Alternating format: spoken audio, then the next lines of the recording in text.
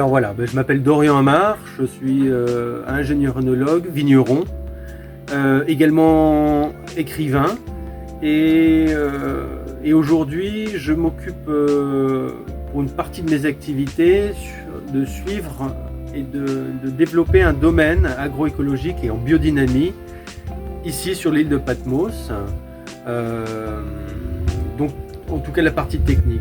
Ce qui me plaît sur cette île, c'est de pouvoir être créatif, de vivre en dehors du temps.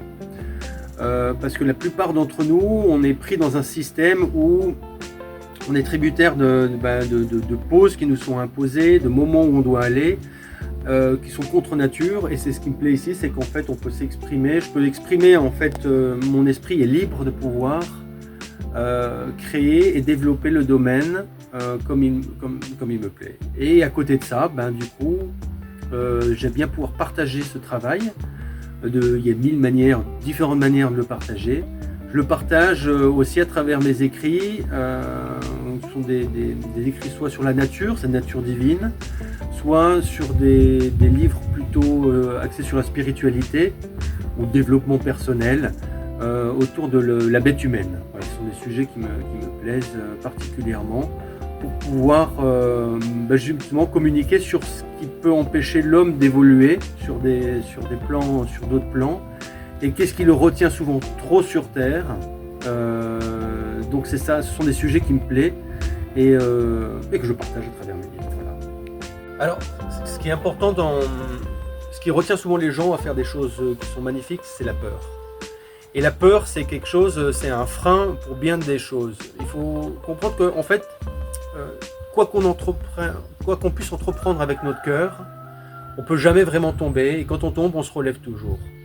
Et souvent, quand on a des projets ou des rêves, il faut les réaliser parce qu'en fait, quand on est jeune, parce qu'après c'est trop tard, quand on a les cheveux gris, c'est jamais trop tard, mais on n'a pas la même énergie, et il y a un temps pour chaque chose, parce qu'on est quand même tributaire du temps, comme on fait l'expérience de la matière en tant qu'âme incarnée.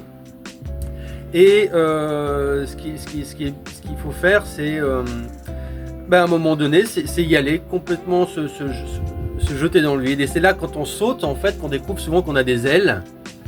Et pendant ce saut, il y a une part d'incertitude, parce que quand on quitte des vieilles connexions, les nouvelles connexions se font que lorsque les anciennes connexions sont parties.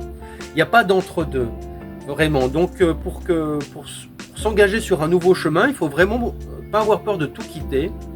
Et forcément, comme on ne peut pas mourir, comme on ne peut pas vivre sans connexion, des nouvelles connexions vont se créer. Et ces nouvelles connexions que l'on aura imaginées avec notre esprit, elles vont venir. Et c'est comme ça que chacun finalement peut vivre la vie qu'il veut, en osant aller de l'avant, en osant sauter pour créer ces connexions qui lui permettent d'avancer sur des chemins qu'il avait toujours rêvé en fait. Et le rêve, c'est-à-dire qu'en fait, il n'y a pas vraiment de rêve. Souvent, on me dit, tu vis, c'est un rêve ce que tu vis. Mais il faut faire l'expérience des choses. Il faut le faire avant d'avoir des regrets. Parce que ce qui est le plus important, c'est quand on est sur son lit de mort, c'est de dire, est-ce que j'ai des regrets ou pas? Et puis, pour partir léger, il faut avoir expérimenté toutes ces belles choses que la vie nous offre quand on vient sur Terre.